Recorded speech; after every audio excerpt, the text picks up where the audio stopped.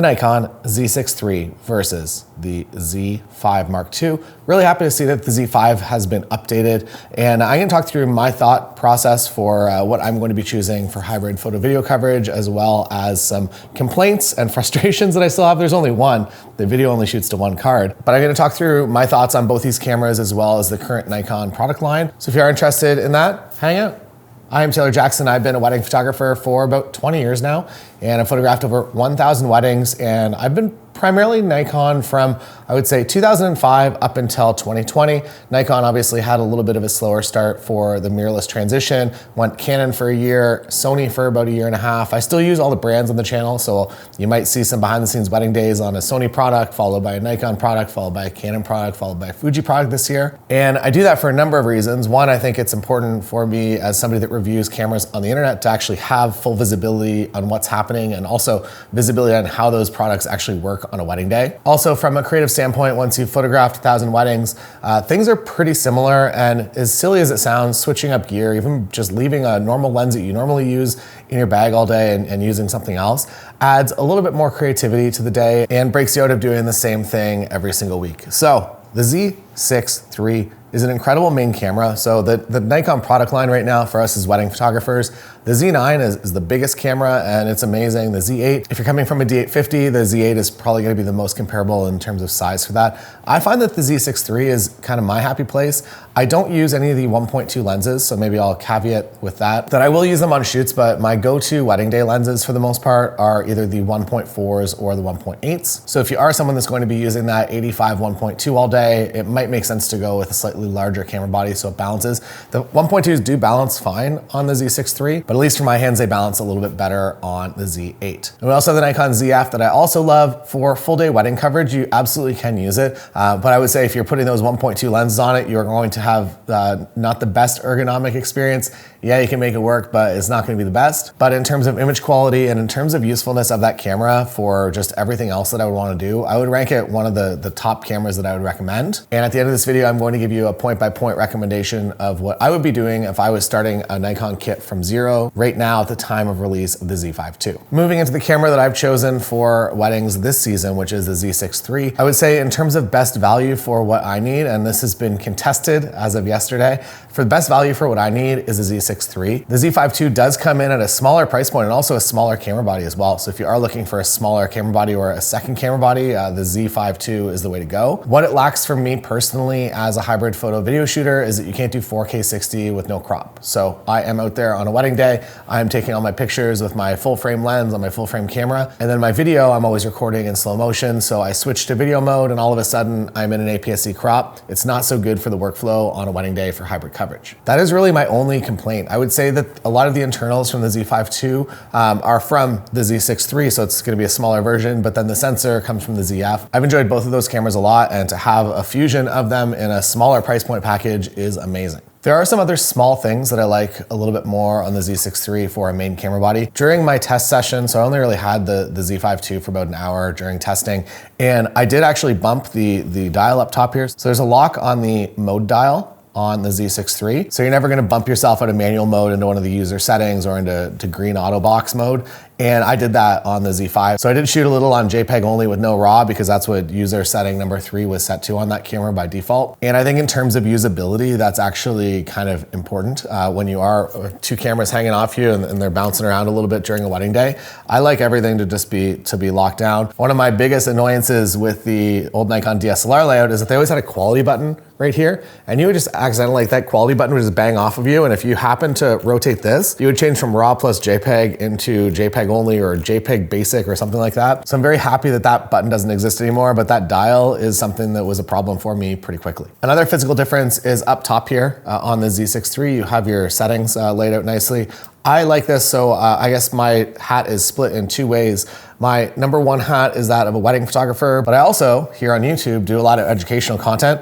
I love the fact that my GoPro can be set up here and I can actually get all my settings. The update, so I don't know what happened. I feel like this was an accidental update. I asked the Nikon guys in Canada about it and they were like, oh, we didn't know that was an update.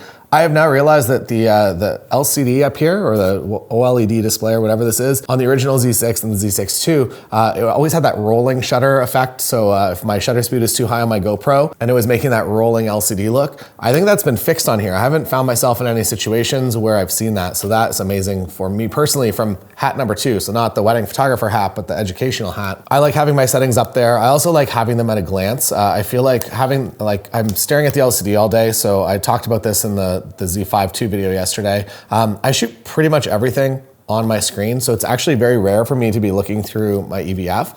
So I do have access to all that data all the time, but it's nice to have secondary access to it, just to be able to have a quick glance at your settings and know you're roughly set up for whatever scene you're going into. I like having the LCD a lot. That might not be for you, but that's something that I like a lot. Both the Z5 and the Z6 III come with a fully articulating screen. Love it or hate it. If you hate it, the Z8 is a place for you, or Z9. For me personally, I find it a lot more useful overall for self-filming and for just doing any video in general. If I'm doing interviews, I'm usually, if it's just me running camera and also asking people questions, I'm usually running my LCD so it's pointing at me on the side like this. So I really like having the ability to do that. When it comes to image quality and the sensors, I've had no issues in real life. I know that the Z6 III specifically got a bad reputation because of a few tests for dynamic range.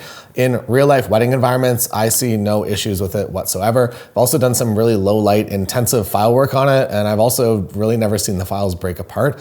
Nikon files, I would say, are the best in the industry. And I think that the tests, so the original test was the Z6 III versus the Z6 II sensor.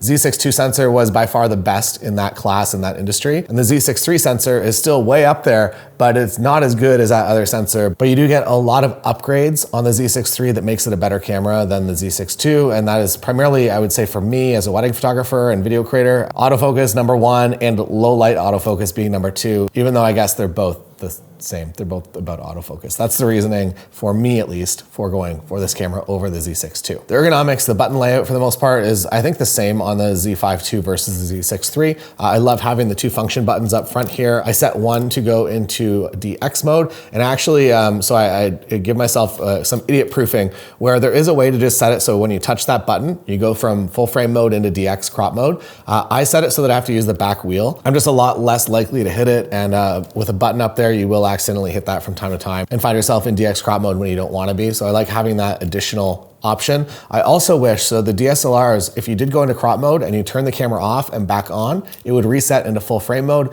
If someone knows how to set this camera up like that, please tell me. Technically, it should be correct that if you're in DX mode, you turn the camera off and back on, it should reboot into the same mode. I would appreciate it if it would reset to full frame mode, but maybe that's just me. Now, let's talk about if I was building a kit from absolute zero on the Nikon ecosystem right now, including all of the products.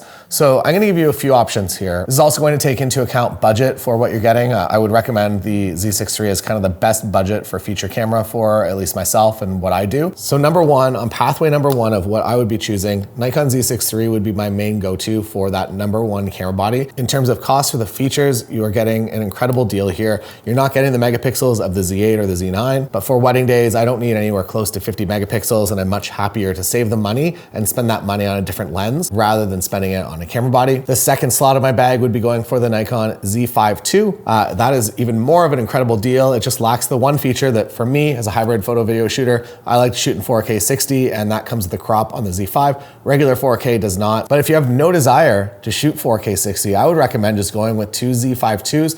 If there is a place that you can go and you can hold it in your hand and make sure that it feels good, I would recommend doing that. I know that some people, the Z6 III is a little small and they prefer to have the battery grip on it. So if you can, go somewhere where you can physically hold the cameras before making your decision. Now the alternate lineup, or the second camera, so if I'm going Z6 III as my main camera, the ZF is an incredible second body. I would say in terms of just having something that's really nice to look at and kind of a little bit inspiring to use, that is going to be a great second camera, especially if you're into travel or you want to be documenting your family. I would say it's a great camera for that. I'd also recommend this 40mm f2 for that as well. It keeps your kit nice and small and gives you great quality.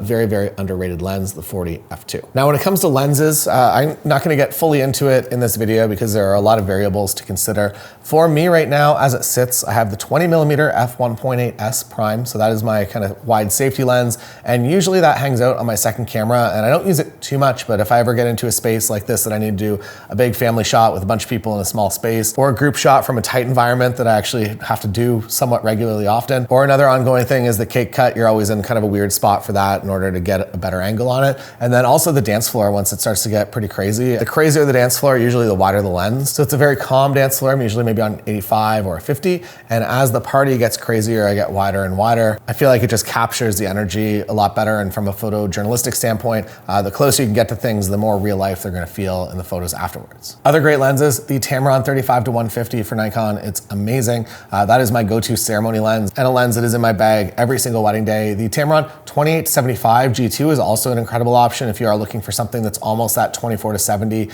but you wanna save some money. Nikon does have a 28-75 f2.8, and that, from my understanding at least, I feel like it's been confirmed on the internet now, but basically the Nikon version is the G1 of that Tamron lens in a different casing, and the G2 Tamron lens is the second generation of it. Other lenses, you don't really need a 70-200 if you have that Tamron 35-150, so that has completely replaced that lens in my bag. I do like to have an 85mm f1.8 for receptions. Well, you could use the 35-150 all day. It gets a little bit heavy, and I also just like to have the ability to basically make the background completely disappear with an 85mm lens. It also allows me to get far enough away so I'm not just standing directly in front of the person on the podium and not have to stand in front of guests or any of the family. And beyond that, I have the 35-1.4. I love that lens a lot. The 1.8 versus 1.4 on the Nikon Primes. I'm very happy with either. So that's it, that's all. My kit, if I was doing it right now, Nikon Z6 III, Nikon Z5 II, Nikon 35-1.4, Nikon 20-1.8, Tamron 35-150, and a Nikon 85mm f1.8s. That's the kit that I'm looking at in order to get the best quality of everything that I need for the lowest cost possible. Any questions, comments, concerns, feel free to put them down below. And if you are interested in going to a full wedding day, there's one up on the screen right there. Come behind the scenes with me. It'll be fun, I promise.